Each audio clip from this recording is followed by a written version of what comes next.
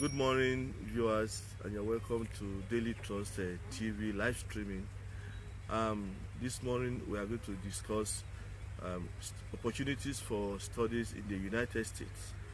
And we have here with us Dr. Farooq Kperogi, who is a lecturer in the United States and is also a columnist with the Daily Trust. He has benefited from the opportunities for studies in the United States, and he'll be sharing his experience with us. He will also, give us the pitfalls and the advantages of studying in the United States. My name is Theophilus Abba. I will anchor this session. You are welcome. You are welcome, Prof. Thank you so much. Thank you. You came to Nigeria some 2 weeks back. You lived here for many years before you went to the United States. What's the perception of the country? Well, I've been here for 3 weeks actually, and I would say it's a mixed bag. I found some places of improvement and some other things that depressed me. I was in the village most of the time I have lived here on vacation with my family. I was in my hometown of Okuta in Kwara State, and I was pleasantly surprised by the speed of the internet that I had access to. I'm not going to mention the name of the service I used so that I don't come across as promoting them. But so I did everything that I could, communicated with people in the United States with internet access. But I'm also really deeply depressed by the extent of economic damage that I have seen here. There's so much high-level poverty, and people are straining in unimaginable difficulties. I have written several times in my column that the increase in the price of fuel, which is smartly masqueraded as removal of fuel subsidy, is going to have multiplier effect on people's lives, and I've seen that practically here. Inflation has reached the rooftops, and from my experiences speaking with people in villages and in towns, I think Nigeria is not in as good a shape as it should have been, and I hope we get over this after a moment. Just praying that God will give our leaders the wisdom and to lead us out of this mood. Now, we are discussing opportunities for studies in the United States. Well, we consider your story as a success story. So how would you tell us, how would you relate your story to us? How you got to the United States, studied in the United States, and now you are a lecturer in one of the universities there. Okay. What's the story? Well, my story actually started way earlier than it's publicly available. I studied mass communication at Bayero University, Kano, in the 1990s. My first professor was Professor Mike Egbon, who unfortunately is dead. He studied at the University of Wisconsin for his PhD. He got his bachelor's degree at Howard University, which is a historically black college. And I had tremendous admiration for his intellect, for his enthusiasm, for his passion for learning. And that,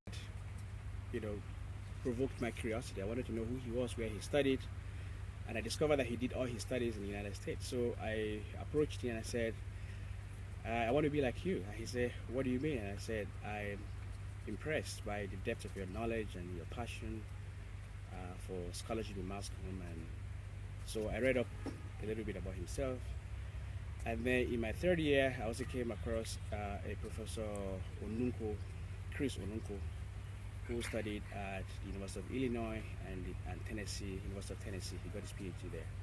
So this was the earliest inspiration for me. I recall meeting Professor Onunko and saying that he should recommend me to his former professors at the University of Tennessee, that I wanted to go there and study. But I don't know what happened. But I recall that Professor Mike Egbon called me and said, look, he had a lot of interest in my personal progress, and he said the best professors of journalism are people who actually practiced it. So he said, go and practice first. Go get a job, be a reporter, rise to become an editor.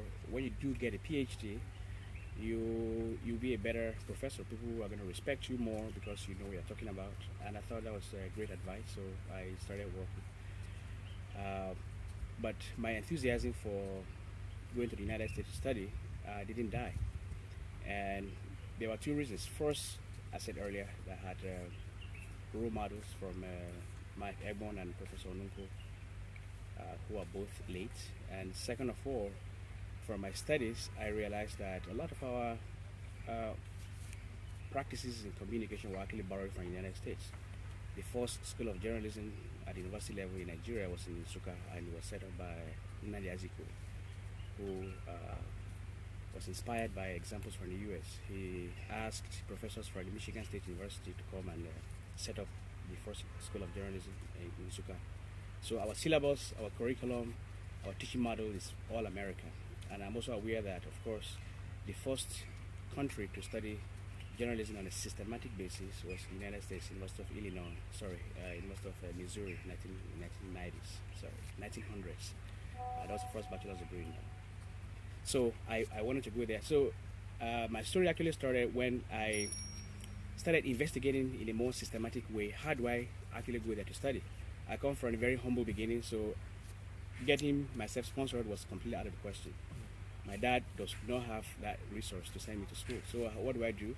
I discovered that, well, I can actually get a teaching assistantship or a research assistantship, but then there are some hoops I have to jump. One, I have to take the GRE, which stands for Graduate Record Exams, and then you have to take the test of English as a foreign language. And if you do really great in this exam, the chances of being admitted in the schools that you applied for are high. And so I investigated, found this out. I had access to the internet. I prepared to take the GRE. I took it, got really great scores, applied to schools, and I got it. Okay. We'll have a question from one of our viewers. Yes. His name is Salisu Uba, and he says, "I want to have a view on your view on admission requirements for PhD supply chain finance. I have an interesting topic that will provide better policy direction on introduction of supply chain finance in Nigeria. Could you suggest a best university in this direction?" I think he's talking about supply chain finance. Okay. He also a PhD in that respect. Which are the universities in the United States that are very good in studies in finance? Okay, well, of course, you know there are thousands of universities in the US that I can mention. But first, let's go to the process of actually getting there. As I said earlier, in the US to study, even if you're a US citizen, you have to take the GRE. The GRE, as I said, stands for the Graduate Record Exams. So that's the first thing you should do. Go to Google, search gre.org. That's where you find that information. The exam is composed of three in verbal reasoning, grammar, logic, and then there is the quantitative part, which tests your skills in mathematical reasoning. And it's all multiple choice, so that's a good thing. But then there is the third, which is called Analytical Writing, which is not used a lot in exams, but it's good to take it anyway, because if you don't do really well in these two aspects, admissions committee might go and see your writing. So they give you a prompt, a topic that you never had thought about, and they say write a couple of essays, a couple of paragraphs on that. And what they're judging is your grammar, your logic, your reasoning, your capacity to write at a postgraduate level. And so that can compensate for very low grades in quantitative or the verbal section. So in US admissions, the process is very holistic. It's composite. It's not just your scores. They're also going to look at reference letters from your former teachers. They're also going to look at your GPA, which we call CGPA in Nigeria. And they're going to look at your personal essay. You know, almost all US universities require you to write a personal essay, which is basically an essay outlining your life story, what the degree you are going to get will do for you, your country, your motivation for seeking the degree. So when people have compelling personal stories, sometimes it can trump their scores or low scores in the GRE. And although we are an English-speaking country, most US universities will still insist that you take the test of English as a foreign language. But some would say no, because Nigeria is an English-speaking country and English is the language of instruction at all levels of education. That requirement is waived. However, my advice is always that take it anyway, because when you take the GRE, you are asked to choose 4 universities to send your scores to. And these 4 universities, when the scores are sent, is free. But you might have 2 universities out of the 4 who insist you must provide scores on TOEFL, and you don't want to be caught off guard. So I'll say just take the 2. If one university says TOEFL is not required of you because you're from Nigeria, that's good. But there are others that insist you must be a native English speaker before that requirement is waived. A native English speaker, it means you must be from the United States, Britain, New Zealand, Canada, Australia. Sometimes South Africa. So when you do that, I hope I have not gone. Actually, he's also asking that we should suggest universities that are very good in studies on finance. Okay, well, first of all, I think the schools that have very well established business schools like Johns Hopkins University, you have Harvard, you have University of Pennsylvania, they have Wharton School of Business. You have a very good business school in Cornell University. So I would say basically most of the Ivy League universities, which are 7, have great business schools. But if you come down, Emory University, which is located in Atlanta where I live, also has a very good business school. What of your own university? My own university has a good business school as well, but they don't offer a PhD in finance that I'm aware of. I think it's an MBA that they offer. So, of course, MBA people don't take the GRE, they write something called the GMAT, which is for business-oriented courses. So, but because it's a PhD program and it's academic, it's not professional, my sense is that they're going to require him to take the GRE first. Okay. But, frankly, it's not about schools. It's usually mostly about the professors. Okay. And what I would encourage the questioner to do is to search just go to Google and search good business schools in the US or PhD finance in the US, and names are going to crop up. And the way doctoral admissions are done in the US is usually based on the recommendations of professors. So you may have great scores, GRE, you may have great TOEFL scores, you have great GPA, you have excellent recommendations, but then you propose a topic that no one has the expertise to supervise. Mostly they will not give you the admission because it means you might not graduate. Most US universities are concerned that you should get into the university and graduate and actually enjoy what you are doing. So before you apply to a school, look at the faculty profiles. Again, I have to step back. When I say faculty in the US, it means professors, people who teach, or what we call academic staff here.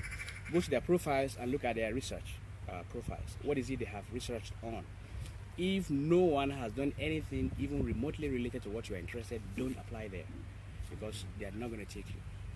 So PhD admission is based mostly on recommendations. So if someone looks at I know a candidate from Nigeria, I'm not going to mention his name, whose GRE scores were not really great, but his personal story was very compelling. But most importantly, he proposed a topic of research that resonated with what someone was already doing. And he put it in such a beautiful way that the man said, I would really want to supervise this guy. Although his GRE scores are not really good, he's going to do well when he comes here. And he actually did well. So the trick to getting admitted in US universities is discovering someone who does research that is related to what you are interested in. If they find a consonance, if they find an agreement, a harmony between what you propose to research on and what they actually research, the chances of being accepted are really high. Okay. So what I'll tell that guy is do that. Find people who research your area and find people who are ready to support you. Okay, then we have a discussion from another viewer. Okay. So what are the opportunities for free tuition studies? Okay, that's the thing that most people don't know about US graduate education, what we call it postgraduate education, is that PhD education is almost always free. It is not heard of. Well, it's happened, but it's very rare for people to sponsor their own PhD education. Universities typically will not admit you if they don't have the resources to sponsor your education. It is unlike the UK or Nigeria or somewhere else where people are required to pay their way. It's way too expensive for many people to afford. So when I went through the PhD program in the US, I did not pay a dime from my pocket. I was actually paid by my university to pursue my studies. And how do they pay for it? So one of the things that happens when you apply, you also apply for financial assistance, which Nigerians like to call scholarship. So when you write, don't say scholarship because that doesn't make the same sense to them as it does to us. Say financial assistance. Scholarship is considered learning. So when you say, I'm interested in applying to a program in your school, but I'm also concerned about getting financial assistance. There are typically two means to get financial assistance. One is a teaching assistantship, which I had. So if you have a master's degree and you have extensive industry experience that students in the US might benefit from, you could be given a job to teach undergraduate classes. Depending on your level of expertise, you could be given a lower level division class to teach. You could be given a mid-level division class to teach. And because you teach, you are actually technically a worker there, but you don't get the benefits of a worker. So what you get in return for teaching is they waive your tuition, so you don't pay tuition at any point. And then you are paid a stipend. And it varies from university to university and from course to course. People who are in the sciences get really good paying financial packages than people who are in humanities. So that's so you don't even need to be except the money you need to fly to the United States. No university is going to give you that. You have to provide that by yourself. But once you land there and you are given admission, typically you are going to be funded. Now, another viewer, Sahid Adekunle Abrahaman, is asking if he can apply for an MSc program with his HND from Nigeria. Okay, I've written a lot about that, and it's actually one of my most read articles on my blog. Yes, you can. In some universities, in others you cannot. So I know people personally. There's a guy who benefited from the article I wrote on this and has just defended his PhD from Purdue University, one of the top universities of engineering in the United States. He got an HND in engineering from Kaduna Polytechnic, and he sent me an email based on what he read about what I wrote of HND students or graduates being able to study for a master's degree in the US. And so he asked for directions from me, and I guided him through. He got admitted to study for a master's degree at a university in Georgia, and then after that he got admitted to do a PhD at Purdue University in the state of Illinois, and he just defended his PhD dissertation 2 days ago. I saw that on Facebook. And I've asked him to write an article outlining how he learned from what I wrote and the processes he went through to get to that. So the simple answer is yes. With an HND, you can do a master's degree. In some universities, in others, you cannot. Well, basically what most universities do with this, if you apply, they're going to take your transcripts and take it to a transcript evaluation institution. It's based in Washington, D.C. And they're going to look at it and say, well, based on this course that this guy has taken, we think this is the equivalent of a bachelor's degree in the United States because it's 4 years of post-secondary education. So I know someone personally who graduated from IMT, which is that's Imo Institute. Institute of Management and Technology. Okay, he got an HND in Mass Comm and applied to a university in Louisiana where I got my master's degree to do a master's in Mass Comm, and he was admitted. And what happened was that his transcript was evaluated and was found to be the equivalent of a bachelor's degree in mass communication. So yes, absolutely you can do that. But some universities will say no, you cannot, because they are aware that in Britain, HND is considered not the equivalent of a bachelor's degree. I think at best they say it's equivalent to a pass degree, which means it's lower than a third-class degree. That's how it is structured in Britain, but it's not understood that way in many universities in the US. So the key is to ask directly the university you're applying to, do you accept HND as equivalent to a bachelor's degree? If they say yes, then you apply. Now, another question here from Kumo Donde. He says, what about those who hold OND or national diploma with SSCE? Do they have a chance of getting a scholarship in the United States? Okay, so let me say this really quickly. While most graduate students, or I should say postgraduate students, are funded by universities undergraduate education is very expensive, and it's rare that people get scholarships or financial assistance because of undergraduate studies. A lot of U.S. citizens rack up huge debts trying to get an undergraduate education. And so if what you want to study is an undergraduate degree, you should be ready to pay your way through. That's just the way it is. However, there are international students I'm aware of personally who pay their way through the first 1 year, maybe 2 years, and then while they're there, they find a campus job. There are all kinds of jobs you can find on the campus. In the U.S., you cannot work outside of the campus if you're an international student. You get an F1 visa, and there are limitations on that, which means you cannot work outside of. If you do, and you are caught, you will get deported. And you don't want that to happen to you. So you look for on-campus jobs. What happens when you get an on-campus job is that it pays your tuition and then gives you a little stipend. But that's not a guarantee. So I would say before you study in the U.S. for an undergraduate degree, be financially prepared. In fact, you are probably unlikely to get a visa from the U.S. Embassy if you don't have enough financial strength to sponsor your education. So one of the evidence in the U.S. Embassy they look for before they give you a visa is that you have the means, the financial capacity to sponsor your own education. So for undergraduate, yes. To go back to the OND, I know that OND is usually considered the equivalent of an associate degree. In the US, they have community colleges where you go and spend 2 years and get what is called an associate degree. After that, and you want to get a bachelor's degree, you spend 2 years, depending on how fast, but a minimum of 2 years, unless you do take summer courses to speed up the graduation. So an HND, will be evaluated as the equivalent of an associate degree. Now we have all sorts of higher institutions out there. Yes. How do you assess, how do you evaluate some of these institutions? Yeah, well, there's something tragic, that I have to say, is that any educational institution in the US that is accredited is almost always better than even some of our best here. It's tragic, but that's the truth, because standards are kept and they are rigorously enforced, and every school is evaluated almost every.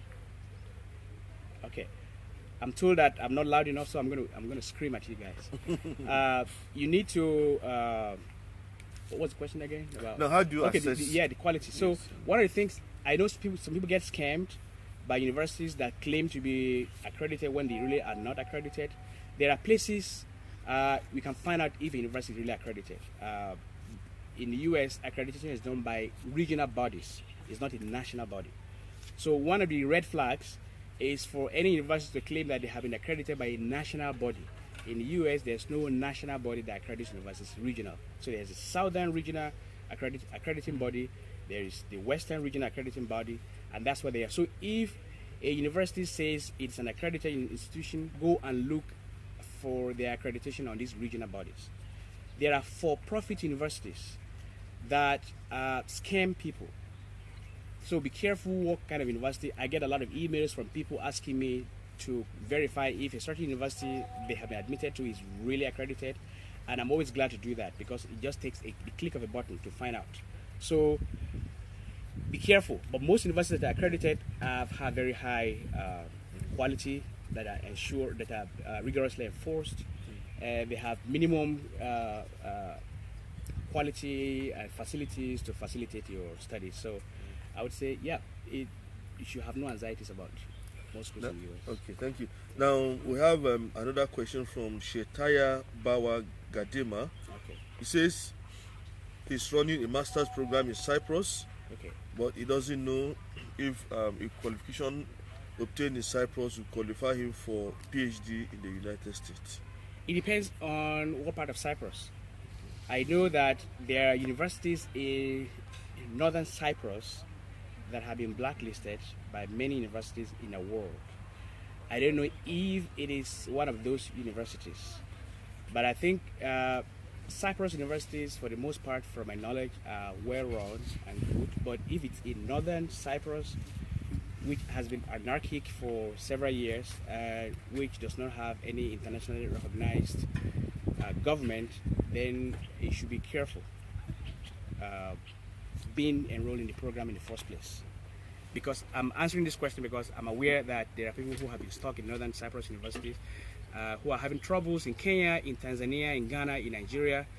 There was a time where the Nigerian Ministry of Education, the NUC, actually came out to blacklist a couple of universities from Northern Cyprus.